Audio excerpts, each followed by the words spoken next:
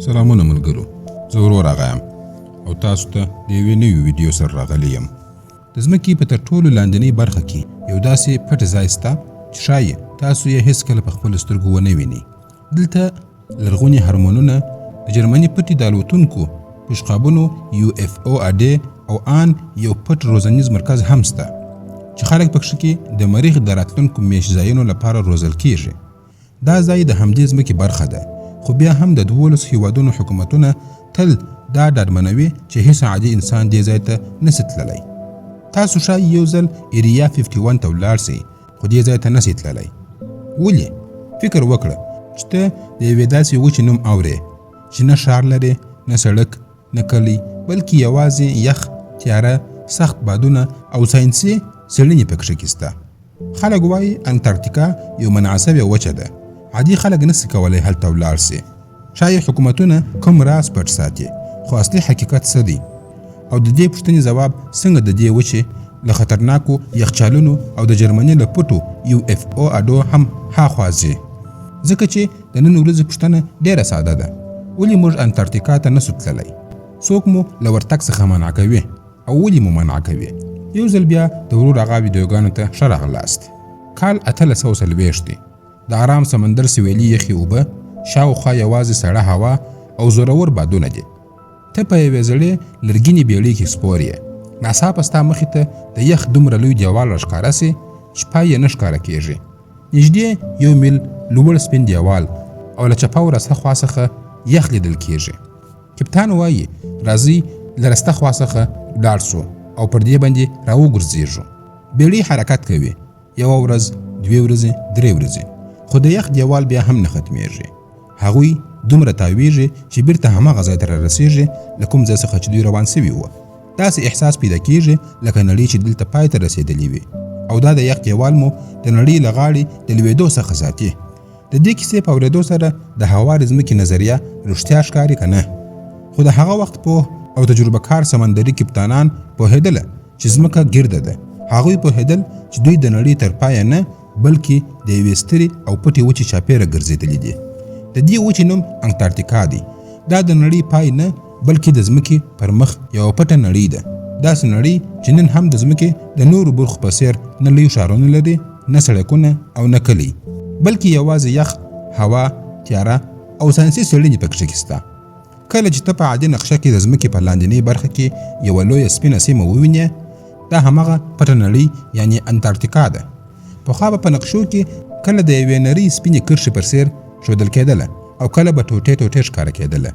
له همدې امله ډېرو خلکو فکر کاوه چې دا به ډېره کوچنۍ وچه وي، خو حقیقت دا دی چې انټارکټیکا د استرالیا له وچې څخه نږدې 2 برابره لویه ده.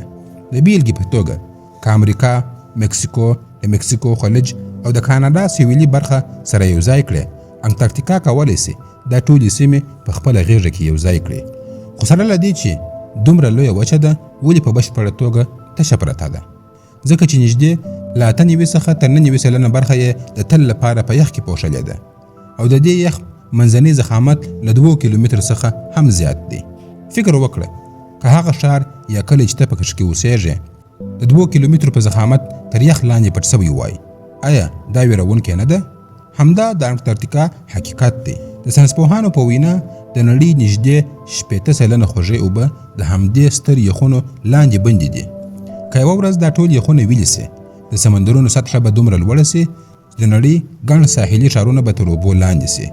یوازې فکر وکړه، د ممبئی او نیویارک په څېر ښارونه به د سمندر په اوبو کې ورک سي.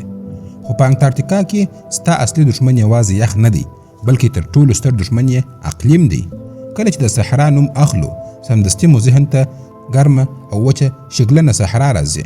خو په رسمي ډول انټارکټیکا هم یوه صحرا ده، ځکه دلته باران او واوره ډېره لږ اوري. خو دا عادي صحرا نه ده. د دې ځای یخني او وچوالی دا سیمه تر صحرا هم ډېره سخته ګرځولې ده. د دې وچې په منځنیو برخو کې د ژمي پر مهال تودوخه له -80 څخه تر -80 سانتیګراډو پورې رسېږي. په تاریخ کې د وستوک څېړنیز مرکز کې -80 سانتیګراډه هم ثبت شوې ده، چې د ځمکې تر ټولو ټیټه تودوخه بلل کېږي. د دومره سختې یخنۍ معنا دا ده چې که د بدن کومه برخه مو لسه پاته سي، په 100 دقیقو کې کنګل کېږي. یوازې یخني نه، بلکې هوا هم دلته ستا دښمنه ده. په انټارکټیکا کې د کتاباتیک په نوم ډیر ساړه او درانه بادونه چلیږي. دا سړه او درانه هوا د لوړو سیمو پر سر راټولیږي، بیا د غونډیو له لمنو څخه راښکته کیږي او د جیټ الوتکې په څیر چټکتیا اخلي. دلته د باد سرعت له 150 څخه تر 200 کیلومتر پورې تیز رفتار لري او دا عادي بادونه نه دي. که ته په داسې وخت کې په خلاصه فضا کې ولاړ یې نو دا باد به نه یوازې تا یخی کړي بلکې په زوره به دې پر ځمکه هم راوغورځوي. وچوالی هم بله ستره ستونزه ده. د دې ځای هوا دومره وچه ده چې رطوبت یې د صحرا له صحرا څخه هم کم دی.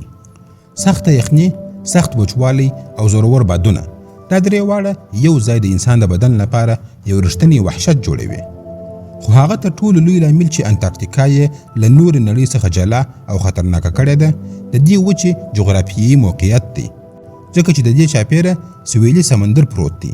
د جنوبي امریکا، افریقا او استرالیا په څیر وچې ترې له 1000 څخه تر 3000 کیلومترو پورې لیرې پرتې دي.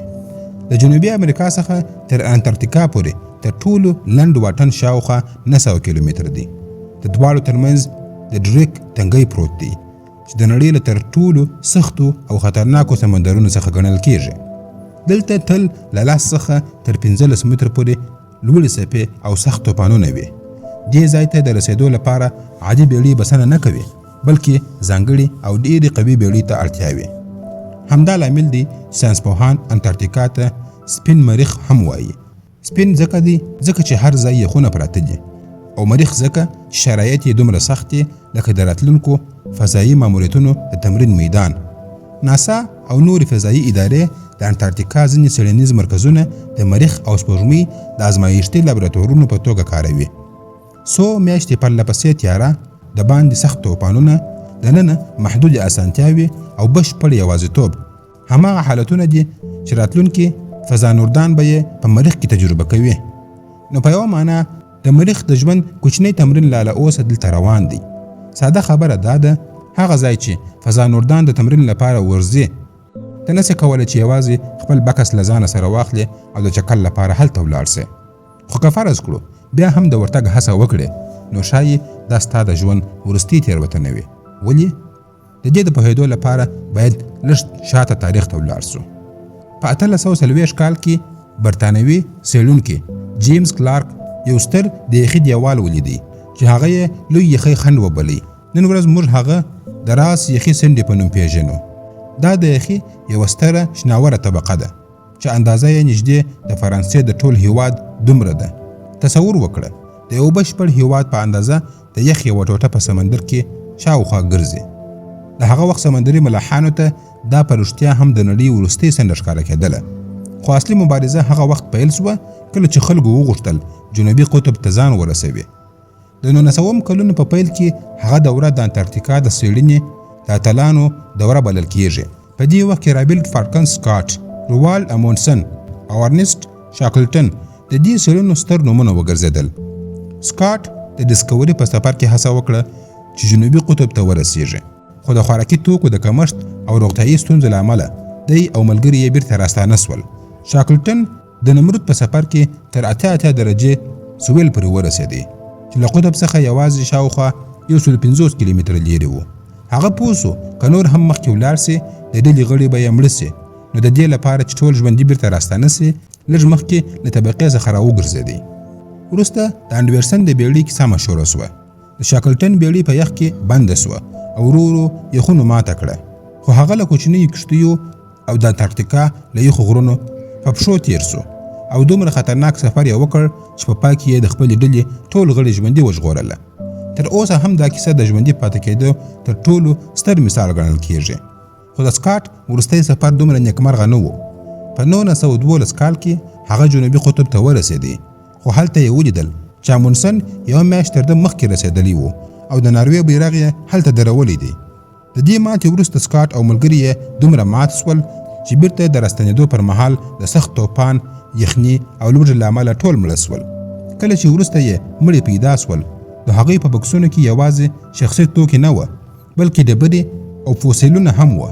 تر ټولو مهم یې ډبره سوی لرګی و چې دا یې ثابته کړه پخوا په انټارکټیکا کې ځنګلونه موجود وه، هغوی خپل ژوندۍ پاتې نسول، خو د څېړنې نمونې یې پرې نه ښودلې. همدا ښیي چې دلته څېړنه کول څومره خطرناکه کار دی. کله چې دومره روزل شوي څېړونکي هم ژوندي نشي پاتې کېدلی، نو د عادي سیلاني به څه حال وي؟ خپله فکر وکړه. خو له دې ټولو سره هغه اصلي شی چې خلک انټارکټیکا ته له تلو څخه راګرځوي بل څه دي. اوس راځئ د نن ورځې پوښتنې ته. آیا نن سبا هیڅوک انټارکټیکا ته نشي تللی؟ حقیقت دا دی چې تللی سي، خو لکه څنګه چې ستا زړه غواړي هغسې نه. نن ورځ انټارکټیکا د انټارکټیکا تړون له مخې اداره کیږي. په 1950 کال کې 12 هیوادونو دا تړون لاسلیک کړي چې له 1961 کال راهیسې نافذ دی، او وروسته ډېر نور هیوادونه هم ورسره یوځای سول. د دې تړون اصلي اصل ډېر ساده دی. انټارکټیکا به یوازې د سولې او علم لپاره کاریږي، یعنی پوځي اډې، د وسلو ازموینې، اټومي چاودنې او د کانونو سوداګریز استخراج به پکې کې منع وي. د طبیعي مدني زیرمو سوداګریز استعمال اجازه نه لري، یوازې د علمي څېړنو لپاره محدود او تر سخت کنټرول لاندې کېدلی سي. د سیمو موضوع هم جالبه ده. پخوا ځینو هیوادونو د انټارکټیکا پر بیلابیلو برخو خپل ملکیت اعلان کړی و، خو تړون وویل چې نور به هیڅ نوې ادعا نه کیږي، او پخوانۍ ادعاوې به هم همداسې کنګل پاتې کیږي. یعنی پر کاغذ چې څه لیکل سوي همغه به وي، خو په عملي توګه انټارکټیکا د هیڅ چا شخصي ملکیت نه دی، بلکې د ټولې نړۍ ګډه علمي سیمه ده. همدا لامل دی چې دلته دایمي ښارونه، بازارونه، هوایي ډګرونه، تفریحي مرکزونه او عادي کډوالي اجازه نه لري. یوازې د بیلابیلو هیوادونو څېړنیز مرکزونه شته چې د همغو هیوادونو ساینسپوهان، انجینران، ډاکټران او نور کارکوونکي پکښې کې د یوې ټاکلې مودې لپاره اوسېږي. دغو مرکزونو ته رسېدل هم اسانه نه دي. هر څوک چې هلته ځي، لومړی طبي معاینات، د ژوندي پاتې کېدو ځانګړې روزنه او سخت انتخاب تېروي. هیڅوک نسي ویلی چې زما واوره خوښه ده نو ما هلته واستوئ، یا ځکه که د لارې په منځ کې ناروغه سي، کیدای سي تر ټولو نږدې روغتون ته رسېدل څو ورځې وخت ونیسي. کله ناکله هوا دومره خرابه وي چې عادي الوتکې هم هلته نسي کښېنستلی. له همدې امله په انټارکټیکا کې داسې اسانتیاوې نشته چې 10 دقیقې وروسته د امبولانس تر ورسېږي. نو دا خبره سمه نه ده چې د نړۍ حکومتونه قصداً خلک انټارکټیکا ته نه پرېږدي، ځکه چې هلته یې کومه پټه اډه جوړه کړې ده. ښه، حقیقت دا دی چې انټارکټیکا ته د سیلانیانو تګ اجازه شته، خو له ډېرو سختو قوانینو سره. هر کال شاوخوا له 100,000 څخه تر 120,000 پورې سیلانیان د بیړیو یا ځانګړو الوتنو له لارې د انټارکټیکا سیمې ته ورځي. که دا شمېر د نړۍ د ټولو سیلانیانو سره پرتله کړو نو ډېر لږ دی. دغه خلک زیاتره د انټارکټیکا د ټاپووزمې ساحلي سیمو ته ځي، ځکه هلته هوا نسبتاً نرمه ده او تګ راتګ اسانه دی. دلته یوه نړیواله اداره شته چې د انټارکټیکا د سیاحتي سفرونو قوانین جوړوي. همدا اداره ټاکي چې په یو وخت کې څو کسان ساحل ته ښکته کېدلی سي. د پینګوین له کالوني څخه باید څومره واټن وساتل سي. هیڅ حیوان باید ونه ځورول سي. پر ځمکه خواړه یا پلاستیک ونه غورځول سي. او د بیړیو د تیلو او کثافاتو د ایستلو لپاره ځانګړي منظم سیستم عملي سي. اوس که حکومتونه خلک انټارکټیکا ته له تګ څخه نه منع کوي، نو بیا ولې هلته تلل دومره سخت او نږدې ناممکنه دي؟ لومړی خنډ پیسې دي. انټارکټیکا ته له 10 څخه تر 50 ورځو سفر عموماً له 10,000 څخه تر 50,000 یورو پورې لګښت راځي. نو دا د عادي منځنۍ طبقې د خلکو لپاره د رخصتۍ ځای نه دی. که په هر ډول وتوانیږي نو یوازې به د ساحل شاوخوا وګرځي. د زودیا کښتۍ څخه به د یخ غرونه وګوري، پینګوینان او سمندري مهرونه به وګوري. خو د وچې ژورې برخې، جنوبي قطب، وستوک چیل او سترې ساینسي اډې د سیلانیانو لپاره بندې دي. یوازې هغه څېړونکي ورتلی سي چې ځانګړې اجازه ولري. د چاپیریال ساتنه هم یو بل مهم دلیل دی. د انټارکټیکا طبیعي نظام ډېر نازک دی. پینګوینان، سمندري مهرونه، نهنګان، کریل او واړه مایکروسکوپي ژوندي موجودات لا وړاندې د اقلیمي بدلون له امله تر فشار لاندې دي. حتی لږ تور لوګی یا د تیلو ککړتیا هم واوره تیاره کوي. تیاره واوره د لمر تودوخه ډېره جذبوي او یخ په چټکۍ سره ویلیږي. د هغو 100,000 څخه تر 120,000 سیلانیانو اغیزې چې هر کال ورځي اوس هم تر څېړنې لاندې دي. له همدې امله ښایي په راتلونکي کې قوانین لا هم سخت سي، لکه د بیړیو شمېر کمول، وساحل ته د کښته کېدو محدودول او یا د سفرونو نور بندیزونه. ساینس هم دلته ډېر مهم رول لري. ځکه انټارکټیکا د طبیعت یو ستر لابراتوار دی. دلته ځینې ځایونه دومره نادر او حساس دي چې که عادي خلک ورسي د کلونو علمي څېړنې به له منځه ولاړې سي. د ټولو مشهور مثال یې وستوک جیل دی. دا د خوږو اوبو یو ستر جیل دی چې د ختیځ انټارکټیکا د یخ تر 4 کیلومترو لاندې پټ دی. له پورته یوازې د واورې سپینه هواره طبقه ښکاري، خو د راډار او جاذبې معلوماتو له مخې معلومه سوه چې لاندې یو بشپړ جیل پروت دی چې له میلیونونو کلونو راهیسې د نړۍ له نورو برخو څخه جلا پاته دی. له 1990 کلونو راهیسې روسیې، امریکا او فرانسوي ساینسپوهانو ډیر احتیاط سره تر دې ځایه برمه کوله.